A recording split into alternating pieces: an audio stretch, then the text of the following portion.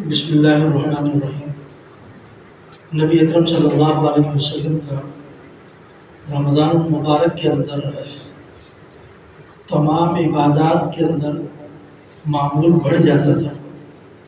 عام دنوں میں تو ویسے تو آپ علیہ السلام کی اگر زندگی ہم دیکھیں تو عام حالات میں بھی آپ کی عبادات پہلے ہی بہت زیادہ تھی، لیکن رمضان المبارک کے اندر صحابہ کرام فرماتے ہیں کہ جس طرح ایک تیز آندھی آتی ہے، اگر آپ علیہ السلام کی عبادت کا اندازہ لگانا ہے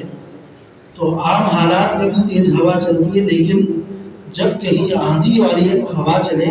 تو اس وقت سب کو محسوس ہوتا ہے کہ واقعتاً ہوا چل رہی ہے۔ تو آپ علیہ السلام کی عبادات کو اس طریقے سے تعبیر فرماتے تھے کہ رمضان المبارک میں آپ کی عبادات اتنی تیز اور اتنی زیادہ ہو جاتی تھی جیسے تیز آندھی چل رہی ہے، کہ آپ علیہ السلام نمازوں کے معاملات میں بھی بڑھا دیا کرتے تھے، نوافل کے اعتبار سے بھی، قرآن پاک کی تلاوت کے اعتبار سے بھی، اور تہجد وغیرہ کا اہتمام۔ وہ تو آپ علیہ السلام کو اگر ہم سامنے رکھ کر دیکھیں تو شاید کوئی بنا اترتا ہو اس پر، لیکن ہماری ذمہ داری اب یہ ہے کہ کم سے کم جو آپ علیہ السلام عبادات کرتے تھے کچھ نہ کچھ حصہ ان عبادات میں اپنے آپ کو شامل کر لیا جائے۔ اب آپ علیہ السلام سخی تھے، دنیا میں آپ سے زیادہ کوئی سخاوت والا نہیں۔ چند درہم اگر آپ کے پاس آ جاتے تو رات کو نیند نہیں آتی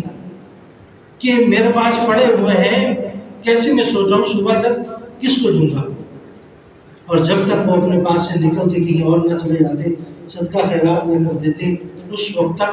اطمینان اور سکون نہیں ہوتا۔ تو آپ کی تو حالت یہ رہتی تھی کہ آپ عام حالات میں بھی صدقہ خیرات بہت زیادہ کیا کرتے تھے۔ رمضان المبارک کے اندر ان صدقات کے اندر اور زیادہ اضافہ ہو جاتا، یہاں تک کہ اگر کوئی شخص مانگنے کے لیے آتا تھا کبھی وہ آپ کے گھر سے بغیر لیے نہیں جاتا تھا۔ اور آپ علیہ السلام نے اسی وجہ سے فرمایا کہ رمضان مبارک کے اندر صدقات کو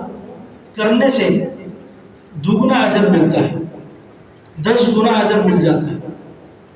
دگنا تو کم ہوتا ہے، 10 گنا اجر مل جاتا ہے، کہ آپ 1 روپیہ صدقہ کر رہا ہے تو 10 روپے صدقہ کرنے کے برابر۔ تو یہ وہ مہینہ ہے جس میں صدقات کیے جائیں،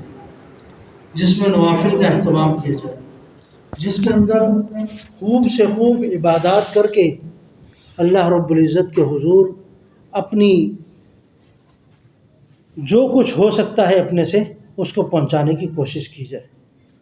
اللہ تعالی ہماری ان عبادات کو، اللہ تعالی ہمارے ان صدقات کو، اللہ تعالی ہماری ان ریاضات کو اپنی بارگاہ میں قبول فرما لے۔ وما علینا